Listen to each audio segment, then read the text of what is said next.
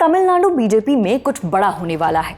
खबर है कि बीजेपी के प्रदेश अध्यक्ष रहे के अन्नामलाई पार्टी से इस्तीफा देने वाले हैं।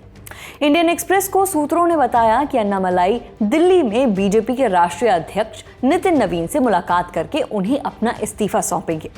दरअसल पिछले कुछ समय से अन्नामलाई के बीजेपी छोड़ने की अटकलें लग रही थी। ये बात तब उठने लगी थी जब अन्नामलाई के समर्थकों के एक संगठन ने अपने दल में नए लोगों की भर्ती शुरू कर दी। इसके अलावा कोयम्बटूर में लगे अन्नामलाई के निडर दिमाग की कोई सीमा नहीं होती वाले पोस्टर्स भी इस संभावना को बल देते रहे। सारे शहर में ये पोस्टर ऐसे समय में लगाए गए जब कोयम्बटूर में ही पार्टी की प्रदेश केंद्रीय समिति की मीटिंग चल रही है और इस मीटिंग में अन्नामलाई शामिल भी नहीं हो रहे। ठीक इसी समय वो विदेश में थे। बीजेपी की राज्य केंद्रीय समिति की ये दूसरी मीटिंग है जिसमें अन्नामलाई गैर मौजूद रहे। इंडिया टुडे की रिपोर्ट के मुताबिक इसी बीच खबर आई कि अन्नामलाई के फैन वेलफेयर संगठन अन्नामलाई अनबू कुट्टम नए मेंबर्स और पदाधिकारियों की भर्ती कर रहा है। इसके लिए रजिस्ट्रेशन की प्रक्रिया चल रही है। इसने उन अटकलों को और जोर दे दिया कि जोसेफ विजय की टीवी के बाद अब अन्नामलाई भी बीजेपी का साथ छोड़ अपनी नई पार्टी बना सकते हैं।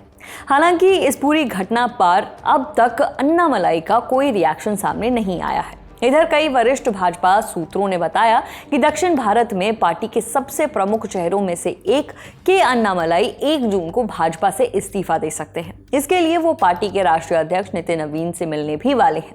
इंडियन एक्सप्रेस ने बीजेपी के विश्वसनीय सूत्रों के हवाले से बताया कि अन्नामलाई ने अपना मन बना लिया है। वो तमिलनाडु में रहते हुए भी इस्तीफा दे सकते हैं, लेकिन दिल्ली जाकर पार्टी छोड़ने की जानकारी देना पार्टी के प्रति आभार व्यक्त करने का उनका एक तरीका है। मामले की जानकारी रखने वाले एक सूत्र ने बताया कि आईपीएस से इस्तीफा देने के बाद बीजेपी ने अन्नामलाई को राजनीति में जो मौके दिए, इसके लिए वो पार्टी के शीर्ष नेतृत्व को धन्यवाद देना चाहते हैं। बता दें कि अन्नामलाई की पार्टी से नाराजगी नई नहीं है। एआईएडीएमके और बीजेपी के गठबंधन के बाद से ही वो पार्टी में किनारे लगाए जा रहे हैं। जब तब दबी जुबान से इसे लेकर उनकी नाराजगी दिखती भी है। हालिया तमिलनाडु चुनाव में उन्होंने पार्टी के टिकट पर विधानसभा चुनाव लड़ने से मना कर दिया था। कहा यह भी गया कि वो चुनाव में अपने लोगों को टिकट दिलाना चाहते थे, लेकिन वो भी नहीं कर पाए। फिलहाल सच्चाई क्या है इसका जवाब आने वाले दिनों में ही मिल जाएगा।